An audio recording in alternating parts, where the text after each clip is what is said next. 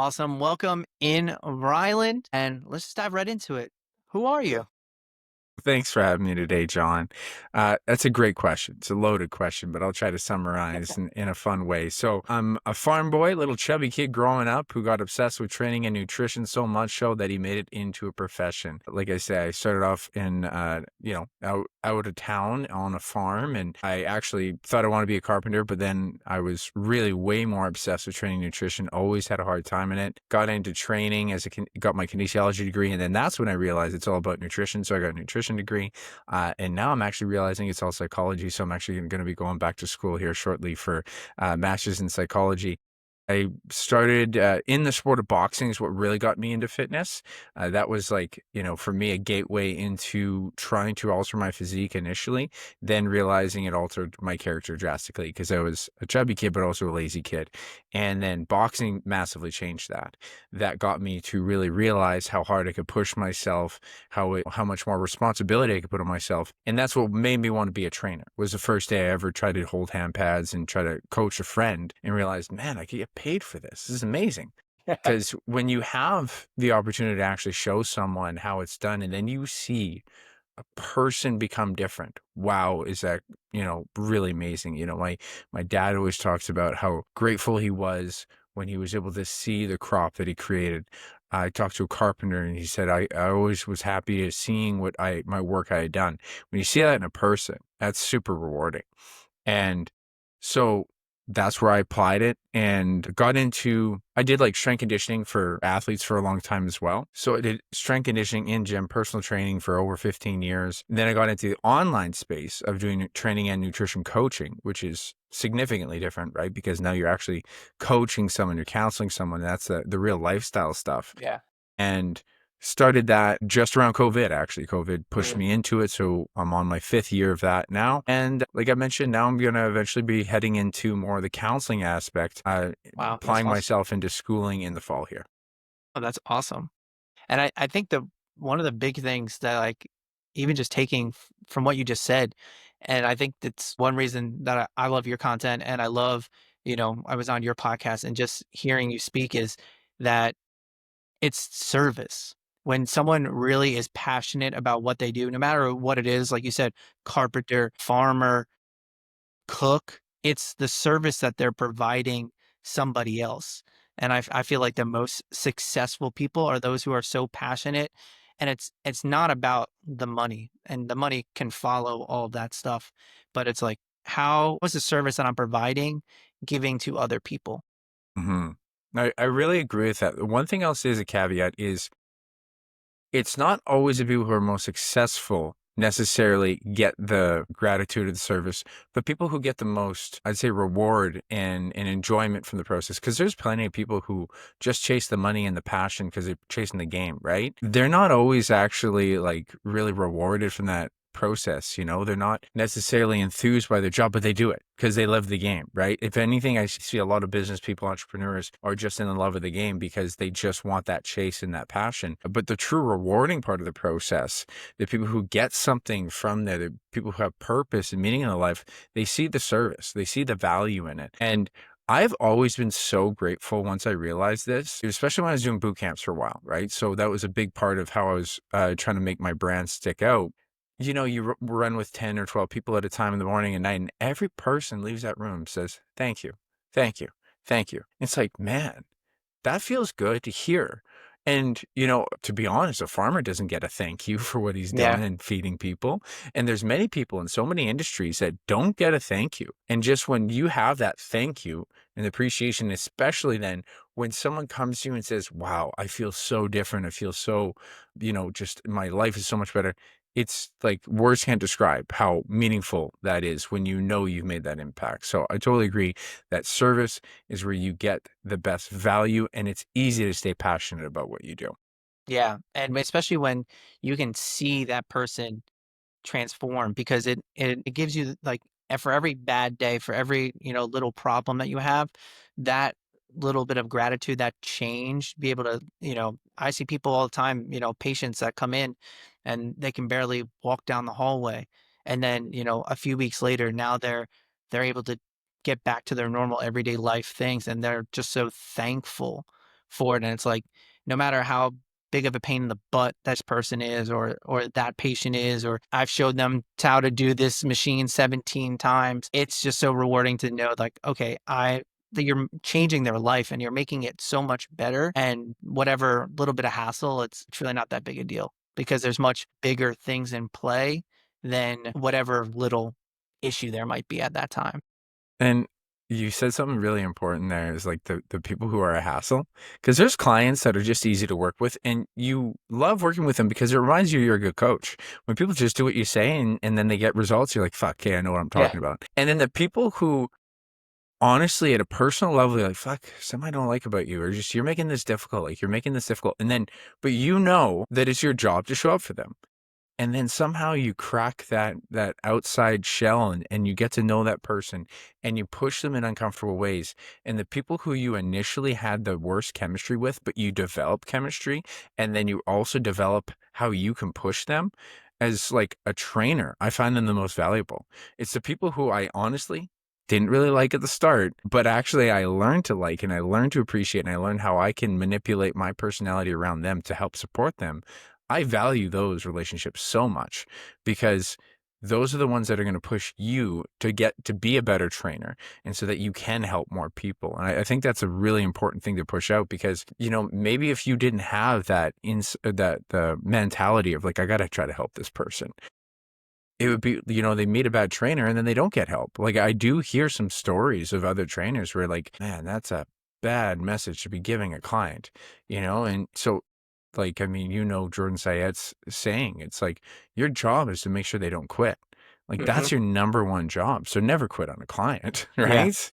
Yeah, you gotta learn to be able to adapt your personality and your ability, like, especially with, with a personal training client, you have the option to, say yes or no to them. But, like, in my at the hospital, like, I have patients, like, I don't have a choice to not work with this person. So I need to be able to adapt my personality and my ability to teach in a way that helps them understand. Whether they accept that or not is up to them, but I have to be able to work with them. I don't have a choice. So it's like having that you should have that card in your, in your deck of cards. And if you don't, you have to create that card and you have to be able to add it to your deck and be adaptable to that person because every client is so different. And a lot of, you'll see a lot of trainers online that go, I work with this specific client or that specific client. Well, even those specific clients are all different people. Mhm. They might still be dads in their 50s trying to lose weight, but they're going to still be different people. And you Uh-huh. have to be able to adapt and talk to those different people and get them to learn in their way. Totally. I also think it's valuable for people to appreciate how big of a marketing ploy that is. It's quite simple because whether you're working with a dad that's in his 40s or a mom that's in her 30s or a guy that's 24 or a woman that's 60, all the principles are the same. Maybe the intensities will differ, the recovery will differ from the 24 to a 60-year-old, especially when someone hears, you know, I work with menopausal woman or something like that. And they're really interested if the nutrition is going to be different, if the training is going to be different. The difference with someone who's in menopause, and I've heard women who went through menopause agree with this, the experience is harder, but the principles are identical. However, if you drive by a sign, just this is the simplest understanding of sales. You drive by a sign that says, here, get this program is made for people who want to get fit. Not excited. But if the sign said, and bear in mind, let's imagine this is exactly who it is. This is for women named Sally who are 37 with 2 kids and barely get sleep at night. Holy shit, I got to go buy that program. It's made for me. Right? Like you literally feel like you are like this is absolutely made for you. So it's purely a marketing ploy because the training program that they give that person who's 37 with 2 kids is the same one who they give to a guy who doesn't have 2 kids just relative to their lifestyle a little bit more. So I just think it's helpful for people to say, oh man, like I see this all the time. It's a marketing ploy, plain and simple. Yeah. I 100% agree. And I know I saw recently on your Instagram that you did your first one or two powerlifting meets. I did my first two this Your year. So I first did two, one yeah. and another one. Yeah. What kind of got you into powerlifting? Because I know before you were talking about that you were into boxing, and now you're into powerlifting. Very Well, different I've type of been through a areas. lot of I've been through a lot of different things. Like I started as a hockey player and as a goalie, and then once I was an adult, that's when I got into boxing. I'd say boxing was the most passionate sport I ever got into. And I had about 7 fights, one exhibition, and then I took a break from it and I never went back to it because I always had a hard time with my shoulders. Later on realized that there was probably concussions, and that's what really got me out of the sport after I started getting like I got a mild concussion from a client who's like 50 pounds less than me. But meanwhile, while I was doing that, I was kind of training with kind of powerlifting slash bodybuilding style, right? And I even went after other things. Like I got just to try them, right? I did like a couple half marathons. I did a full marathon just to know what it's like. Bear in mind, I was doing those because I couldn't push my shoulders because of injuries. So over the years, I did the bodybuilding a couple times, and that was a really fun challenge. The powerlifting is something I've always desired, especially because like I'm naturally more strong. I'm low to the ground. I got shorter, like not crazy short limbs, but shorter than a longer, lankier person. And powerlifting is really simple, right? It's lift this weight. And honestly, yeah, it's heavy. Yeah, it's intense, but you're not even supposed to do 1 rep maxes very often at all in a long-term career. You stay away from it. So as scary as the weight is, and it is scary, it's not as scary as you think it is if you have a good coach that's guiding you through the process. And I'd say compared to any other challenge I've done, I think like goaltending is mentally hard because you always have to be in. Like the size and the distance of the goal isn't the real big thing. It's how sharp you are. It's like if you know golf and you have You a got to bad be golf locked game, in. got to be locked in. And if you have a bad golf game, you don't know why you can't golf. That's what goaltending's like. Like you just don't know why you can't get in front of the puck some days. So it's mentally very difficult. And then when it comes to, boxing, it's super intense and you're getting hit. Like the intensity is really high, but it's longish, but it's only like, 3 rounds when you're doing amateur style. You still have to have endurance, but it's not as long endurance as like long distance running, which I did that. So that had to have mental endurance. And then bodybuilding, super fatiguing, especially the far end stretch. So there's all these things had different challenges. I really think powerlifting was the easiest thing Yeah. because it's just like to me, it's like a consistency challenge for exercise, and having time to commit to it is big because, you got to show up 3 to 5 days a week. When I was doing, 4 day a week program, using 5 day, they're like 90-minute workouts at least. Yeah. And so, because you need that rest, you need it to be intense, and you need enough volume for it to work, plus injury prevention. And so, I do plan on going back into it, but balancing out work and life with where I'm at in my career, and now I'm going back to school, it's like, fuck, I don't know what I can do. And I'm hoping to fit it back in, but like the major thing there is I do know, like, as soon as I went into it, my powerlifting coach was like, man, I could get you lifting heavy. It's like I got third place my first meet, and I got second in the second meet, and it's Well, like that's awesome. with like not much competition experience, right? And so I was like, my hip's not perfect, my knee's not perfect, but let's try it. And now I want to keep doing it, but that's the other thing is like staying in the sport, you got to worry about joint health. So that's where I'm like kind of dancing whether or not I want to bounce back into it. Yeah. What was like the biggest takeaway from like competition wise? Like what did you expect going into it versus like the actual reality? Because I think at least from like even like my naive perspective and like I get the general idea of it. I'm like, you just go in and you lift. Like it's just like go and lift a heavy weight and let's see who does it best. Yeah. It's way chiller. Like, it's Yeah. way chiller than I thought. Like, the workouts are harder than the actual competition, which is way different than any other training process, right? Imagine it's a bunch of you and your buddies, Mhm. and you're just doing some 1 rep maxes, and Yeah. you get big breaks. And because, like, that's exactly what the first and even the second meet felt like because you immediately, like, it's such a welcoming environment. I haven't been to that many meets. Maybe there's other assholes out there I don't know of yet, but I don't like, think so. From what I know, yeah. seems pretty. Yeah, the most guys are really nice. And some guy, and also I'll say too, I'm not like a guy who ramps up his nervous system massively. So some people maybe it's more taxing on, and some people were doing true 1 rep maxes. And I have a philosophy of not trying to be there. I want to be 95% because I want to do it for a long time. a lot of the issues around powerlifting. People are, oh, it's got to be bad for your hips and joints. You're going to have, they're going to be in shambles when you're 60, 70, 80. And it's like, well, depending on how you do it. Because if you always try to maintain the idea of integrity of form and just over time get good at it gradually, you really shouldn't have that problem. It's the people who are always trying to hit these 1 rep maxes that have the problem. And so you see guys doing like smelling salts, and my coach actually like slapped this guy in the back who was so fucking loud. And then, Yeah. I mean, he hit it, he did Yeah. his rep, but I'm like, even like, I just like to see how well I can perform. And when I'm under the bar, I'm going hard. Like, I don't question that. Am I going life or death hard? Kind of not really. Because like, I know my buddy who had done a meet, he's like, when he got mad, he didn't get his bench press in this meet. And then he's like, in the deadlift, he's like, I'm going to fucking rip this up. Like, I'm going to break my back and I'm going to lift it up. I'm like, would I be willing to break my back to lift it up? No, no, because I have other things I'm going to do. I'm going to do as good as I can perform to the capacity my genetics can push in the healthiest way possible. Now, this is a Stan Efferding quote. If you want to be healthy, don't compete. Because competition, and people don't really see this so purely, competition is pushing yourself so hard until you might break down. And if you don't break down, you probably fucking won.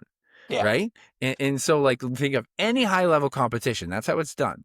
Now, I want to do it to that capacity. I want to not break down and get as close to winning as I can. And if I can't, I can't. And it's not something like, there's certain levels of competitiveness that I have in me. And I think that's just a good longevity aspect to this, especially because like powerlifting is something you slowly accumulate over time. And then that's how you get your big PRs, because it's a skill. It's so funny how people don't appreciate that the deadlift, the squat, the bench, you're always trying to tune in efficiency in it. So Yeah. Little that's the tweaks. major thing. And just to come back to like, it was chill. Like, it was like, you get these big breaks, you go do a lift. 5 or 10 other people do a lift. You go do a lift. You do 3 major lifts after ramping up. And it's honestly what I thought before. I didn't know what to expect. Maybe I thought it was going to be intense. I was kind of nervous. I was worried about my hip. They're both literally the funnest competitions I've been at. Oh, that's awesome. Mm-hmm. Yeah, I love that because I've seen videos like Lane Norton. Yeah. Yeah, he does powerlifting, and yeah, I see some of his videos, and he's like the guy you're talking about, hyped up, I, smacked on the back. He's yelling, he's screaming, he's like going into it. But like I believe, like you said, he's going to break your back hard. Like mm-hmm. he's going 100% up to his max effort, which I think is, like a little crazy, but like that's what you have to do for if you Mm-hmm. want to compete at a certain level, that's a sacrifice that you make. But I think you made a great point with if you're going to, do these competitions or if with anything, I think the same thing with marathon running.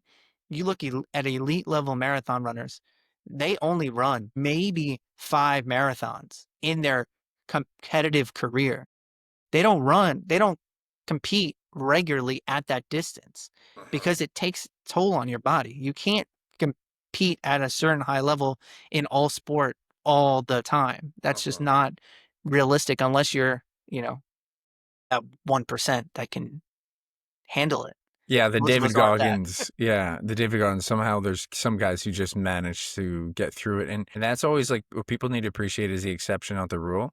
Like, he's like, oh, this guy did it. Oh, this guy did it. And it's like, yeah, that's them. Like, look on average. Be okay with being an average person and push your average capacity to above average. Absolutely. Like, I do think that even my powerlifting coach, he sees my potential and he's like, you could honestly in masters compete with someone like Lane Norton, because he has the same approach where it's like very slow over. It's not that we're doing it next year, but Yeah, 5 to 10 years from now, you can you could. acquire that skill over time. And if you stay in it a long time, you can do incredible things. I also just think too, some people lift different and compete in different mindsets. If I go into these things, I'm like, I'm going to fucking go, like, there's a formality in it. I might throw my form off. I perform better when I'm calm from goaltending.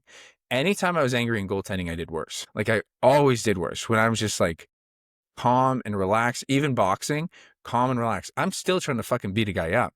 But when I was relaxed and I like could keep myself focused, essentially, really paying attention to the task, that's when I found my groove. So it totally depends on the person, how they want to perform. You also make a great point.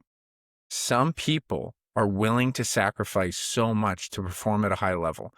And I fucking salute the hell out of that. Mhm. It's just, it's not my accomplishment with my life because if I break my back and I can't demo things for my clients for the rest of my life, how am I going to sell someone on a deadlift? How am I going to sell someone on powerlifting? And how am I going to actually help people? That's what I care the most about is my direct ability to help someone. And if I'm selfish, like I don't even mind going after some selfish goals, but to me, that's too selfish on my part because that's not even what I'm going to be best at. When I serve the people, I serve people by helping them directly with what I try to do. Yeah, it's all about priorities at the end of the day. I think this relates right back to clients. It's where are you prioritizing your goal? Okay, I want to run a marathon, but do I have the time to commit to running, an exact program and a lot of long runs or all of that? Like you have to know, okay, where on your priority list? Okay, where's my job? Where's my family? Where's my friends? Am I willing to sacrifice some of that in order to put this maybe slightly ahead of it? And that I think comes down to the same thing like with clients. Okay, I'm trying to lose fat. Am I willing to sacrifice maybe eating out a little bit? Am I willing to sacrifice some of the foods that I might have been eating for the last 10 years and now I shouldn't be eating McDonald's and Chick-fil-A every other day. I think that kind of comes down to clients too. I think we see that all the time. It's like, what are you willing to do? Maybe take more time to work out or track your calories. Yeah, absolutely. Doing the discomforting thing, right? Like that's what people need to understand. Like when we're referencing like the competitive sacrifice, it's like when clients need to, you got to be willing to sacrifice something, right? And the thing that I would say with when it comes to like, the running for yourself, like powerlifting for me, that's not our hard. That is easy hard. If anything, we are going to pull away from that thing we want to do because we know we got to be with our clients. What people need to know is your deficits are hard, and that's okay, right? I still find deficits hard for me, but nowhere near as hard it is for an individual and a client. But we get used to understanding like this is the sacrifice I need to make. This is the sacrifice I need to make is like, no, you know what? I can't have the perfect meal every time. I'm going to have consistent meal structure routinely. Yeah, Chick-fil-A isn't the best choice for me all the time. Like understand that everyone who wants to be healthy, and I mean this on so many levels, like anyone who wants to be healthy, and the reason why I'm saying anyone, even if they don't want to lose body fat or whatever, needs a level of sacrifice in their life. And everyone needs to have something in their life that is uncomfortable. Mhm. And so for a period of time in your life, you did not make that nutrition. That's why you're trying to lose body fat. Mhm. You didn't. And that's okay because we've all made that mistake. Not to mention, like most people are making that mistake. So now you owe it to yourself to have a little sacrifice. And here's a really cool thing that I realized about it more recently, because I still have like build and cut phases in my life. And there was this internal drive that I always had for years of like wanting to never have to do a deficit again. But then I realized, no, it's not a bad thing. Like a deficit and having to pull away from food, the act of not having what you want is a healthy cognitive challenge. It's actually something that I now embrace. And honestly, if you can make that flip in your head, you become a lot more, at ease in the process. It's like, hey, I'm just not having the thing I kind of want right now for a little bit. And we're not talking, neither of us are going to recommend 1,000 calorie deficit or something like that. We're talking about just a little bit more hunger for you mentally and physically is a good thing so that you get used to pushing against resistance mentally.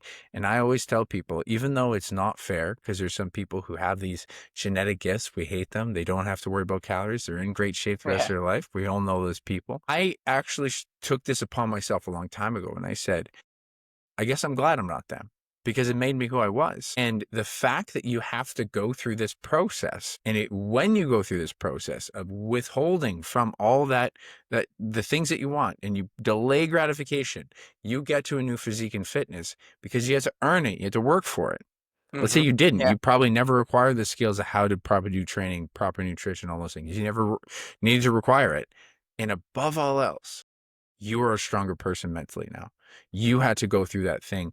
And that character will apply to your career. It'll apply to your life. It'll apply to anything that requires you to sacrifice something. So you're going to be grateful at in the end. Yeah. Yeah, I'm a firm believer that fitness is kind of like a gatekeeper to a lot of success in multiple areas of your life. You know, there aren't too many people, especially nowadays, like where you can be successful without having some level of fitness. I think obviously there are outliers to that and there are exceptions to that. But I'd say on average, if the people who are most successful are doing some form of fitness, you know, they or dieting in some way. They're paying attention to it to some degree, whether that's through a trainer, doing fitness classes, doing some sort of way to help them unlock, you know, this other areas of their life. It allows them to have show up better as a person in their job, in their family, to their friends. And fitness is just one of those things that just maybe even allows you to not necessarily pick up to those little things that kinda set people off because you're kinda you realize, "Oh, I'm already uncomfortable. I'm already a little tired. I don't have the time or the energy to put towards these little itty bitty things that have no meaning, you know, in our life." We care about other things way more than that story about the lady who is going up to the cash register at the grocery store, and she has a million coupons, and she blows up because there's one coupon that didn't go through, and she's trying to save that last 20 cents, but it's because that's what she spends her energy and her time on, and she cares about it, and that's what, you know, we give care about. Well, and if we change what we care about and what we, you know, give our energy towards, that's what we get out of life in general. Totally agree. It's a practice, training especially is a practice of just such simple resilience. Like, it's called resistance training. Resist. Resist the will to not do something, resist the instinct of allowing gravity to win that battle. And every time, and here's the thing that's really cool, is if people start to really think about this, if you give it time, and when you look at, like you said, fitness is such a an important thing for people for success. Like, it's just a parallel for life and how it goes in career in any practice. And people don't have a hard time grasping that, okay, you did this thing, this squats for, you know, this many pounds, 20, 30, 40 pounds, whatever you're doing, for 8 reps, and you found it like 7 out of 10 hard. It's not crazy for you to think, is you even a mild understanding of training, that you might be able to do more next week. Then the week after, you can do more and more and more. You understand that the more you repeat this, you get better at it. And just know that that applies to everything in life, and it even applies to nutrition.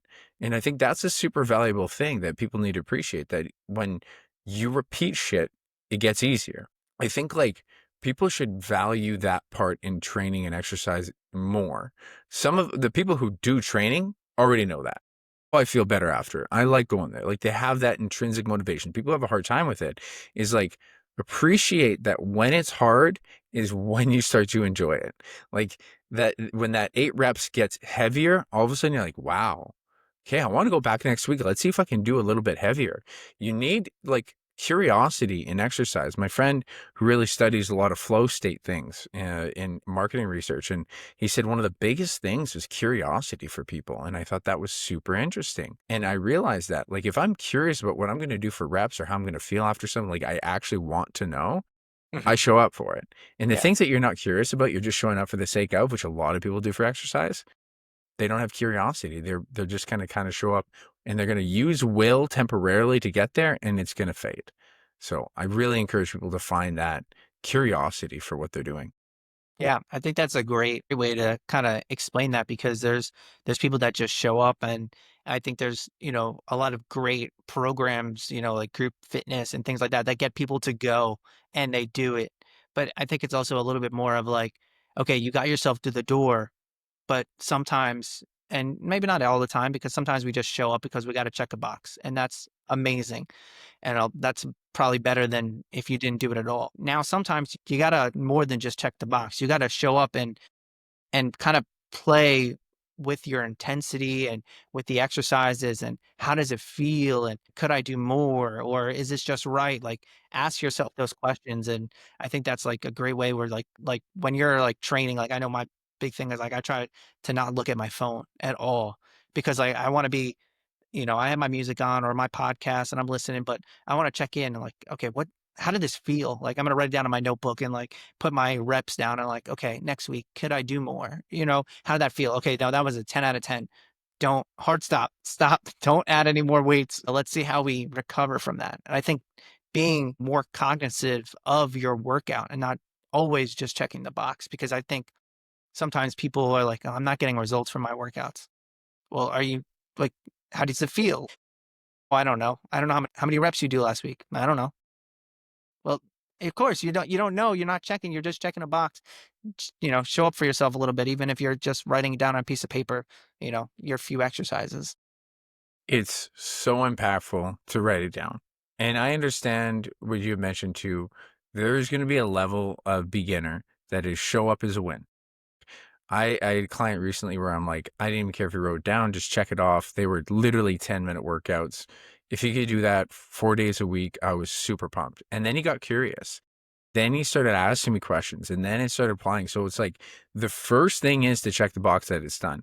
And like I have this kind of phrasing, and I'm not sure if it's 100% right, but I believe it's a good kind of language that you can consider. We all have workouts, but we don't all train. Training is when you're actually trying to progress towards a goal. And if some people just like working out, that's fine. But if you want to see tangible results and enjoy the process, like this is the big thing that I think people are underestimating. If you want to enjoy the process, train to something. It doesn't matter if it's a dumbbell step up record that you want to achieve. It doesn't matter if it's a push up or push up record. Like determine something that you want to see your body physically be capable of. Like I don't even think, half marathons, as you probably agree, like are great for people to lose weight on. But if that's what you're curious about, let's try to see if we can balance something out. Let's just try it. It's like I am so much more interested in you being interested than it being perfect.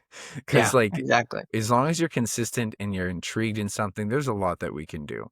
And the writing things down, like even for myself who's done it a long time, I actually was pretty bad for I would write down my major weights, but not my accessories. Mhm. And once I was really trying to understand muscle building and hypertrophy, like that's when accessory work I would never write down and I started to. Huge difference, like huge difference. Like I definitely saw results in muscle growing. Again, curiosity was there. Even if you do 1 rep more, 2.5 pounds more, you realize you got it. And it's also rewarding because you're like, I did more. Like it just becomes instantly rewarding. I think like this is one of those things. I always like to compare something of when it doesn't have a high level of initial reward perception, Mhm. like I always call that a primary quality of something, and a secondary quality is the experience.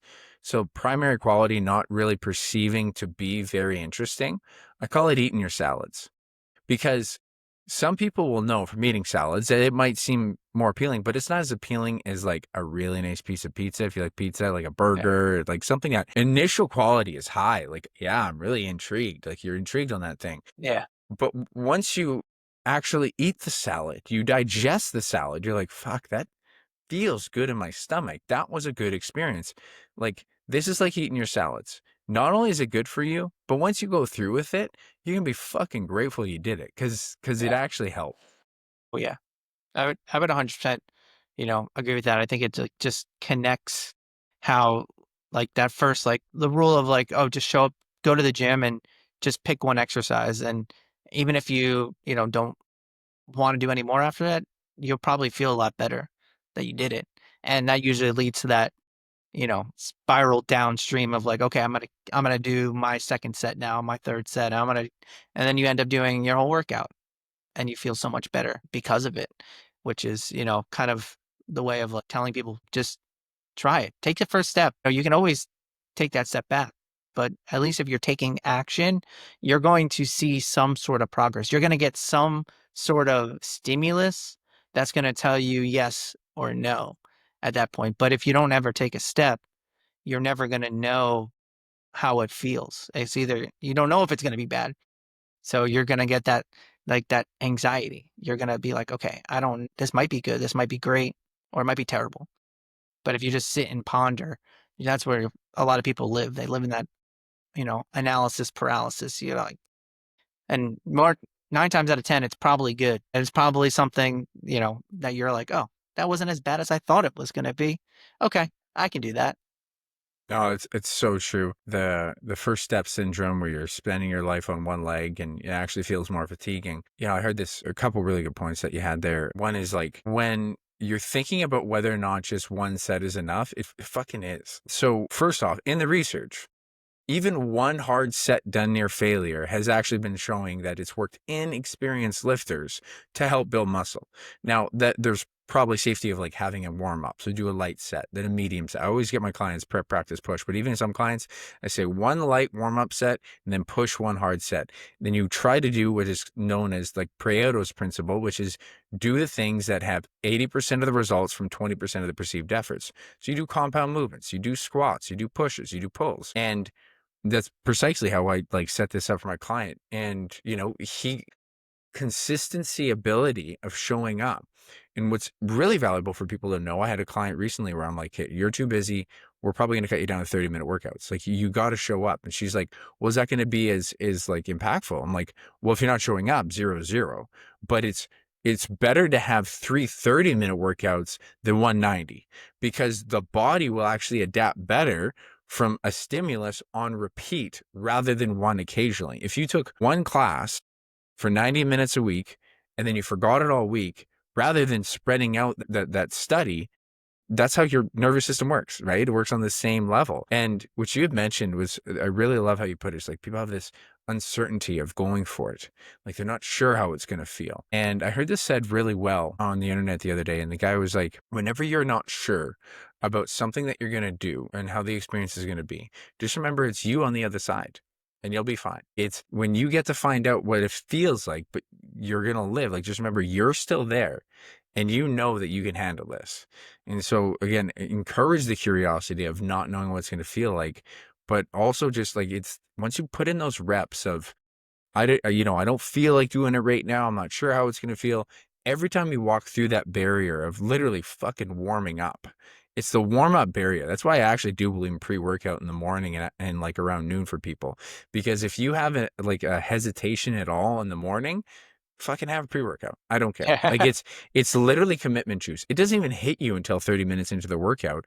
But as soon as you have it, maybe you get the tingles, maybe you don't like them, that's fine. But like you immediately feel committed. You're going to show up. You're actually excited for the warm up, right? So the more you can get past the warm up like wall, the easier exercise gets. It's like the most important thing. Yeah, I would agree 100% with that. So right now, what would you say is the most overrated thing that you see in the fitness industry right now? I want to get your thoughts on that. Okay. So I got two schools of thoughts. I kind of want to talk quickly about nutrition and then exercise on the other side of it. So one is, I know it's too easy to say, but it's like, it's this food ingredient toxicity thing. It's too easy to say, but it's like so all over the place. It's the My God, number one everywhere. fucking talking point in the government now. But yet the government apparently can actually produce citations. I'm not sure if you heard that, but like creating an official government document with false citations, which tells you it was probably made up by ChatGPT. It's just like That's not great. mind blowing that this is our reality right now. And for the people who are like the guy who's head of HHS is like, so dead set on non-scientific ideas, telling people that, you know, seed oils are killing you. And here's the funny thing about this.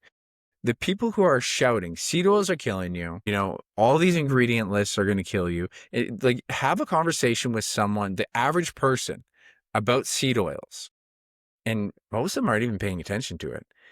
I think so much of this discussion is the people in the nutrition and fitness space that are yelling at each other and bickering. Meanwhile, average Joe is fucking over their head, right? They don't even know. But the unfortunate thing is they might start getting obsessive over ingredients. Oh, maybe this is why I'm overweight. Oh, maybe it's that. I literally had a post today about it. It's like, is it that red dye? Well, I don't care. The red dye is in Fruit Loops and M&Ms. Like don't eat a lot of those. Like that's a great idea to not have it. I'm not even saying not to have M&Ms, but that can't be the reason that you're in the state that you're in. And so if there's a focus on the ingredients in ultra processed foods, not a focus on trying to understand how to just include, like the funny thing is we all agree that we should eat more whole foods. Like we all agree on that. I think the big difference when you look at the people who are very research based, like those are kind of the majority of two different like sides on this, right? You got the very heavily research based people, and then you have, well, I would call them more the natural paths. I'd say the very holistic idea people Mhm. who only choose research when it suits them. Everyone agrees that it should be mostly whole foods. Everyone agrees with this. And I think like on 90%, we agree on 90%. It's just this little like snippet where it's like, this food is killing you. Like on the research base believe that it's unnecessary. And the people on the other side of the fence was like, well, it's definitely like, you just absolutely shouldn't have it. And it's like, just don't have a lot of it. It's not the end of the world. Like, I mean, diet sodas, if anything, it's a useful tool. I think like, there is the unfortunate thing here is because people do need to value whole food. And because the people who are on the research side really are trying to say it's like, it's not a big deal. We're also not saying eat more of it. We're not saying that. We're just saying that that's a stupid talking point. That's the actual message, but it actually doesn't come across like that enough, Yeah, right? So I when agree. people who are saying like people will honestly try to frame it up very aggressively saying calories don't matter. It's about your hormones. It's about having the shit food. And it's like when you listen to them talk more details, they are not all of them. They are trying to say, hey, the type of calorie matters. What a calorie does to you matters. What it like how your hormones are affected by it when you have it over time. It's like I wouldn't disagree with that, but it's like saying calories don't matter. That statement is dangerous, right? It's like calories matter the most, but always try to make them the best calories you can. And again, so we go back and forth on these unnecessary semantics when we agree on 90% of it should be 90% whole food, but then we get caught up in all this bullshit on ingredients.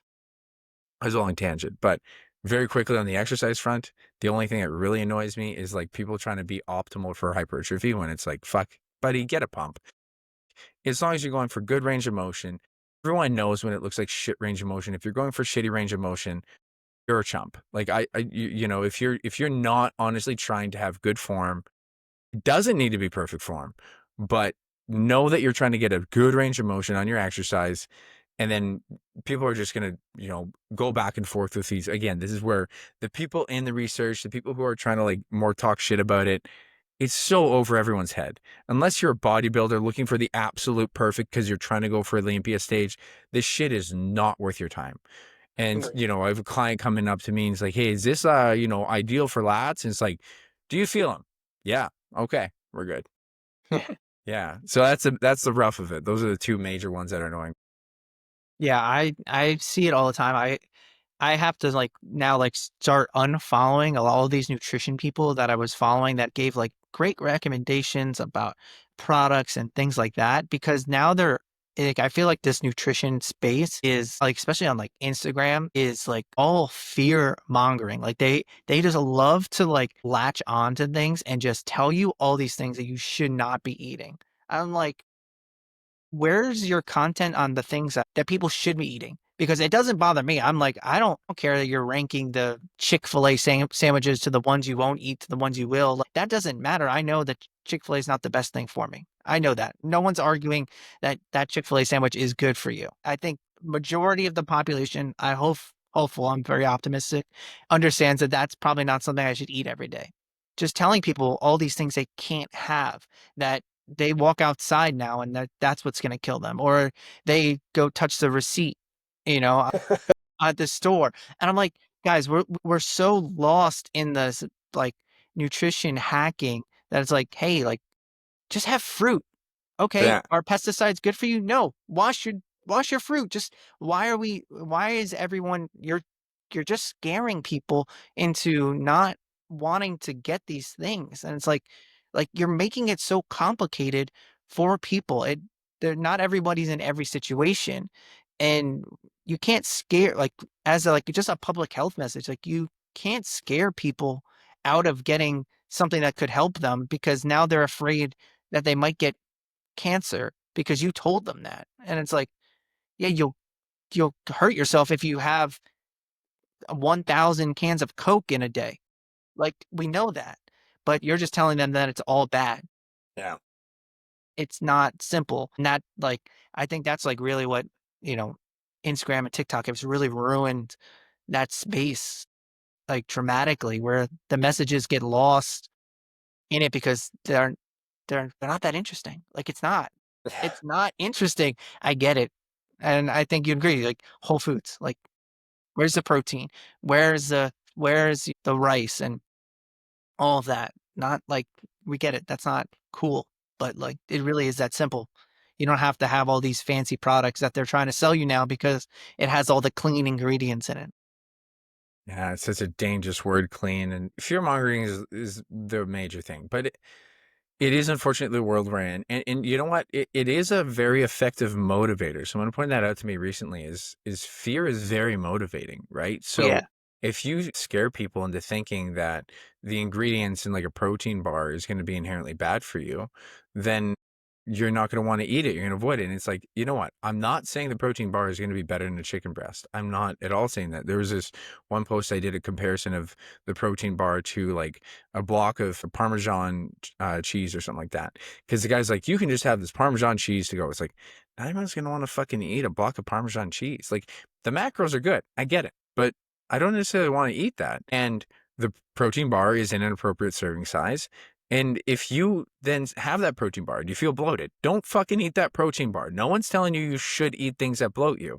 There are many alternatives, and you can try a few different kinds. And so it gets into this idea where like there's no gray zone. It's black and white for these people. And even then, like I've heard them start to like if you really pick them, it's like, hey, can you never have pizza? Can you? No, I mean you can have it sometimes, and then they come like it was the food babe. I heard her kind of go into it, and then she even kind of like, yeah, you can have it here and there, but like you really shouldn't. And it's like, okay, like you are religious about this. And here's the thing: there is a percentage of people that fear mongering is effective, right? Mhm. Like I mean that's why they're sending this message. And they end up being very fit people too that are getting paid attention to, right? So you're seeing very fit people where the fear mongering tactic that they do to themselves, like they are so immersed in this belief. Like this is the other major thing. I do believe that they believe it. A lot of people say, oh, they're trying to make money. They're trying to make money. It's like, everyone is doing content to make money somehow. Like, I think that is disingenuous for saying that in any way. The people who I see, anyone who is even trying to disprove that is making money somehow on their content. Like, everyone's monetizing. So when you say, yeah, they have these supplements or they have this book, whatever, it's like, yeah, they are. But I do believe that they believe it. Some people straight up lie. Don't get me wrong. There are fucking charlatans out there. It's definitely a real thing. But I think a higher percentage of those people, especially when you hear the way they talk about some of these ideas, it's like, you truly believe this. And it's unfortunate because there are so many people who, like you mentioned, they just makes it more confusing. This is what people don't appreciate about research, is that it's on average. On average, we try to accumulate things at a high probability of whether it'll hurt you or help you. And there is a percentage of people who the protein bar won't digest well. There's a percentage of people who won't do very well with certain food products. That is a real thing, but it's probably smaller than you think. And the reason why you can't lose weight isn't that most of the time. And here's the other thing. You want to know if it's the food ingredients? I am all for people doing an elimination diet, which is exactly what these people recommend for you. But then I recommend that you reintroduce things and you don't stay stuck in the fucking dichotomy because, you know, going all carnivore. I've had a couple people like, or I had a client go carnivore. I'm like, hey, what's your plan after? Because if you say this is for like, you know, food digestion, whatever, that's fine. And I know it's for weight loss. That's why they're doing it. But like, start to really think about the long-term game and reintroduce. How does it feel? How does it feel? And they worked it back. It's like, okay, that should be your goal, right? Like if you want to go to the far end extremes, pulling out everything and seeing if you're sensitive to something, I actually respect that because the research is going to be too slow for the people who have sensitivities to food, right? I think even gluten intolerance, I think could be a spectrum. I think there's some people, it's similar to like dairy. Like dairy, 70% of the world population has an intolerance, but Mhm. that's everything from I got to run to the bathroom, I'm going to explode out my butt to you Yeah. might have farts, Yeah. right? And I'm somewheres on the fart side, whereas like some dairy I'm fine with. Literally, I even had a friend who would go to the bathroom, like explode diarrhea if he had an ice cream, but he could have cheese because it was Yeah. melted dairy, like it was heated Yeah. up dairy. And Yeah. so I think gluten has a kind of similar spectrum for some people, and there's other foods. I had a client who would get bloating really bad from white rice. And so this is where I think the more research-based, the dietitians are actually really late to the game on, and why I'm very grateful for naturopaths, because my client who discovered that got it through a naturopath's test. But again, that's one client of mine that can't have white rice. That's not a lot of people. And I'm like, hey, let's start playing around with things. I'm totally fine with you exploring things through an elimination diet, but also be open to things. Be like, if you're fast on the go and you're just like, I'm having a hard time getting my protein goal, you should try to find a protein shake. You should find a protein bar. You should have protein backups, because that's still going to be a part of your goal. And we want to make this the lowest hanging fruit that we can. Yeah.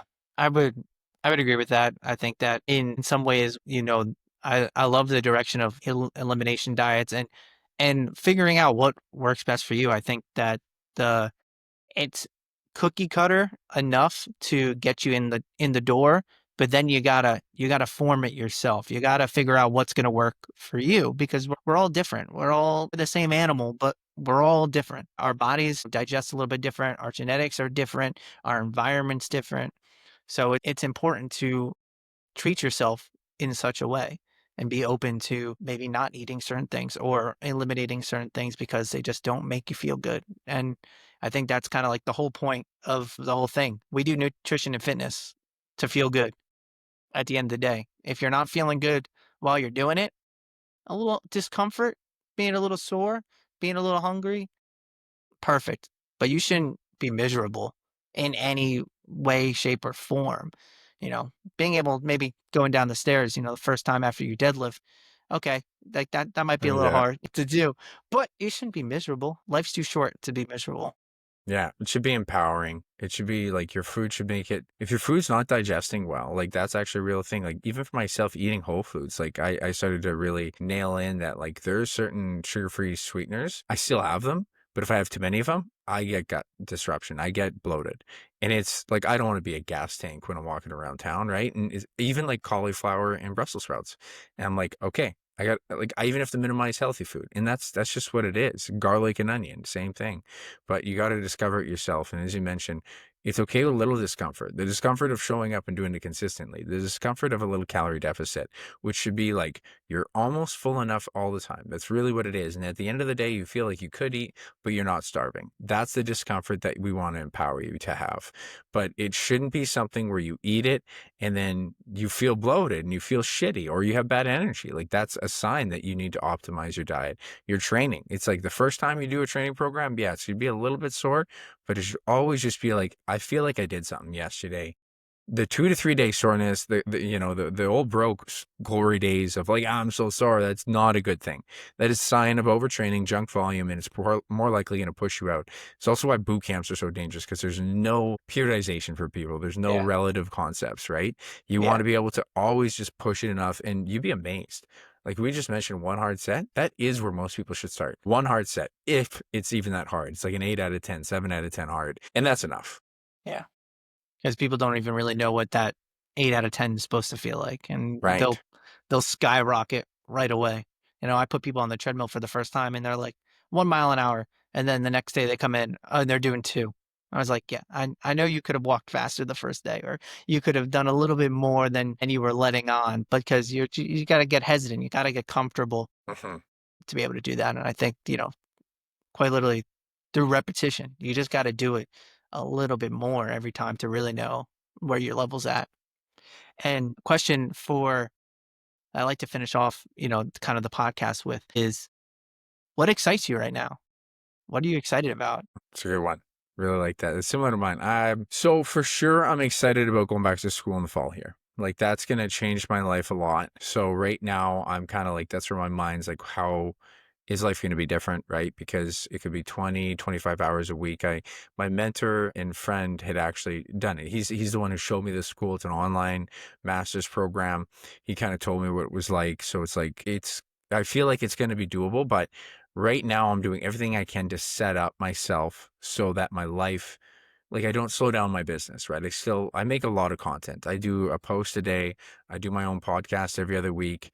I have a little bit of boxing that I teach in person. I have a little bit of in-person client work. And I mean, I work 6 days a week. So how am I gonna fit in the more schooling? And honestly, it's just gonna have to pull back from content. That's the major thing. So right now I'm trying to set everything I can in that position. And at the same time, ironically, like I feel like this spring has been a lot of work, a lot of promotional stuff, setting things in line so that I'm set up for the fall. But I'm gonna try to be excited for the summer. I'm not gonna not work in the summer, but I'm gonna try to enjoy it more, take more weekends off. I feel like the 2.5 years of this program, I'm gonna grind. And I'm really gonna embrace that grind because it's something I'm excited to go after. But I think as long as I feel like I'm, managing my work well and I'm continuing to set myself up for the ability to still do my job and kick ass in school, I'm going to try to enjoy the summer a little bit more because I almost need that. I need to like kind of ease up a little bit. I feel like I don't like to use the word burnout. I, because like I just feel like I don't want to say it sounds weak, but it's like I don't want to give in to that word, right? Yeah. I wanna say I wanna be energized. That's what I wanna say, right? And I go in, like, waves, and I don't need much time off, but, like, a weekend's enough for me, right? A long weekend where I don't look at anything on social media. I just spend time being distracted by television, and I actually do a pretty good job of not scrolling during the day.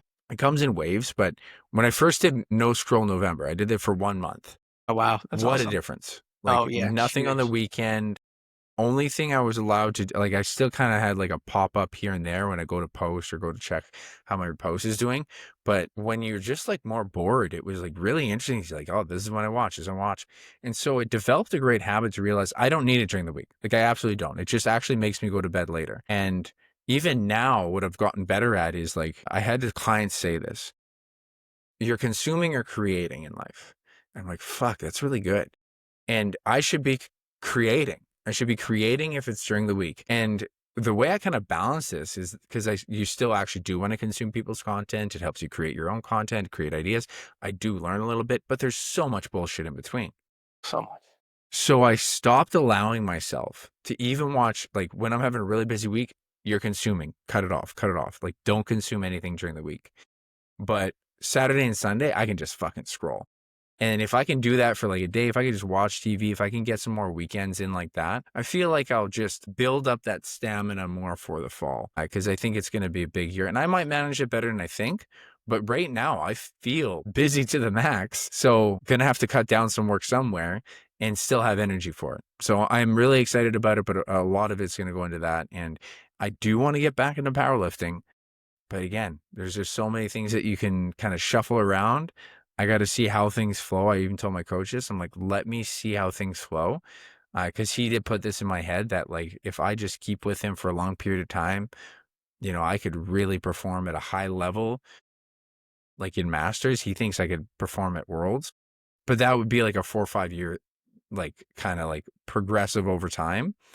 And I really need to get my hip and knee optimal. It's so fucked up, man. It's been like Yeah, it's not really painful. It's just super weird because I've had this same injury since COVID started, and I've been to 6 different therapists, and no yeah, one can figure it's it out. hard, yeah, So hopefully I can figure that out. And like I say, everything's about getting set up for school right now. yeah. I 100% agree with that. I think that a lot of the 2 things you said, like, a lot of people that run their own business can it's hard sometimes to, like, set yourself aside from it, from, like, even, like, a day or 2. Like, I've been just like you, trying to focus on that, finding the time, like, on a weekend, "Okay, we're gonna be doing this." I'm not if I'm going to the beach, okay, I might be reading, I might be listening to a podcast or something like that, but like this isn't work. This is relaxation. I'm listening to whatever I want to listen to or reading whatever I want to read. And, I'm here, I'm with my wife. That's what we're doing. Or if we're going out to a flea market, okay, we're there. I'm not worried about anything else. All that can wait. Whether I have a million one things to do, which we all do. We have that list. Everyone's got that list in our head or written out, but, like, breaking off from that because it like you said, I don't like to say that word burnout too, but, like, sometimes things are just hard and you spend too much energy doing other things. You have to make sure you're spending some time doing things that you enjoy that doesn't necessarily have to be just your business or just your, you know, how you make your income. You need some time away. Everyone's a little bit different, but, like, I feel like you need some time. Yeah, and just to cap off of that, because I had this great sentiment, I've been using it a lot and it helps me. It's from a boxer. He was one of the highest level boxers, great boxer that I trained with back in the day. And when I interviewed him, I asked him about like resting. And he's like, I knew to take days off because I always wanted to go hard in there. And so if I feel like I can't go hard in there, then I'm gonna take a day off. And even now in his career, he's like, I knew I was at work the other day. I was not focused. I was not into it. I took the day off because I'm gonna go in tomorrow and crush it. And so I take that mentality with both training and my career. It's like, this is not my day. And it's like you feel guilty about it, you don't like it, but sometimes you just need a reset. And it's funny when you mentioned about like just having time off. I intentionally save specific podcasts that are not related to training or nutrition or very like hardly so that I am more distracted from alternative ideas. And if I can get those on the weekend, and then I get more immersed. I only want to listen to training nutrition stuff during the week. And I have that kind of nice on and off, even if I feel like I'm still taking in ideas or anything like that. But it's enough to change the feel of it and enough to reset your mind and just, man, it makes a difference. I like this idea that I've had many for the last few years is I want to feel urgency on Monday to get back in my business. I want that where it's like I almost did so little like over the weekend. I still do stuff, but like enough where I'm like, oh fuck, I think I got to get. And within 20 minutes, you're like, yeah, I'm okay. But it's like to get that tells you that you're going to be able to push harder throughout the week. Yeah, exactly. It should excite you to a certain level and certain degree. Maybe not 100% every time, but like you should be like, okay, I'm ready to get after this. I'm ready to, take that next step with everything. So, Rylan, Absolutely. where can everyone find you? Where's the best place to connect with you to get your content? Absolutely. So I have many places. The best way to actually connect with me is on Instagram for sure. But you can get them on any of the major platforms, and they're all the same. I kept them pretty similar on YouTube, and, TikTok, and on Instagram. It's all RQ Training Nutrition. It's not training and nutrition. It's a little shorter. RQ Training Nutrition. And on Twitter, technically X, I haven't been on there, so I don't know if it's still there, but it's just I think it's Quali Ryland or Ryland Quali. But the major one there is just on Instagram, and you can also check my website, rqtrainingnutrition.com. Awesome. I'll link those in the show notes for everyone. Give him a follow. He's got some great stuff. I highly suggest giving him the follow. So thank you so much for coming on today. And I know I'll be talking to you soon. Absolutely, John. Thank you.